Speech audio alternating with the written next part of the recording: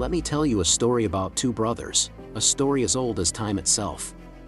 Meet Cain, a man of the soil, his hands calloused from tilling the earth. And his younger brother, Abel, a shepherd, gentle and watchful over his flock.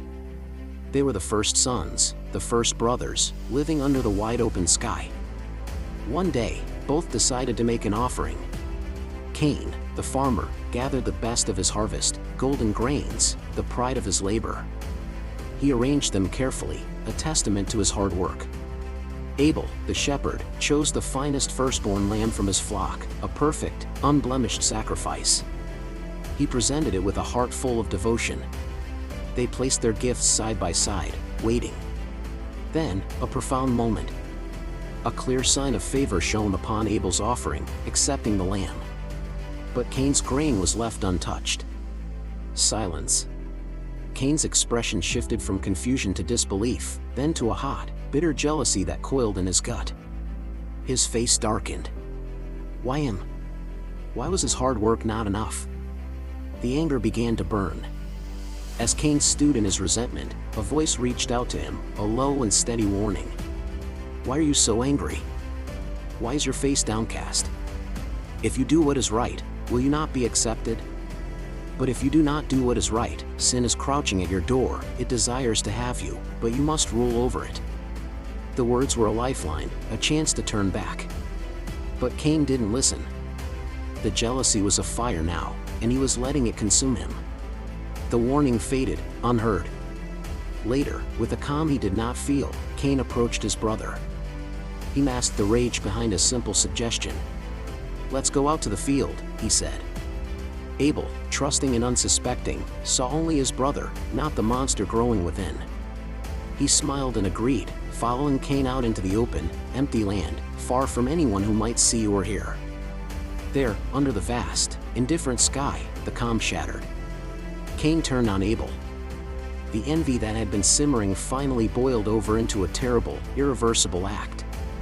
In that lonely field, the first brother's hand was raised against the other. And Abel fell. Silence returned, but this time, it was a heavy, blood-soaked silence. The world's first crime was committed. Sometime later, the voice returned, its tone different now, heavy with knowledge. Where's your brother Abel? It asked Cain. Cain, trying to hide his monumental guilt behind a wall of defiance, answered with a question that would echo through history. I don't know, he sneered. Am I my brother's keeper? The sarcasm dripped with guilt, a desperate attempt to deflect the truth he could not escape. But there was no escaping it. The voice, now filled with sorrow and righteous authority, thundered back. What have you done? Listen. Your brother's blood cries out to me from the ground. The very earth was a witness. The soil Cain had worked so tirelessly was now stained, crying out for justice. The consequences were swift and severe. Now you are under a curse and driven from the ground, which opened its mouth to receive your brother's blood from your hand. When you work the ground, it will no longer yield its crops for you. You will be a restless wanderer on the earth. The very thing that defined Cain, his connection to the land, was severed. He was to be an outcast, forever roaming, with no place to call home. The weight of this sentence finally broke him. Cain cried out, his arrogance gone, replaced by pure terror. My punishment is more than I can bear.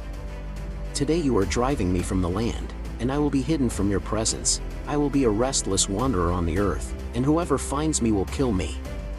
In a final, unexpected act of mercy, a mark was placed upon Cain, a sign to protect him, ensuring that no one would end his life and that his punishment, his wandering, would be fulfilled. And so, Cain turned his back on everything he had ever known.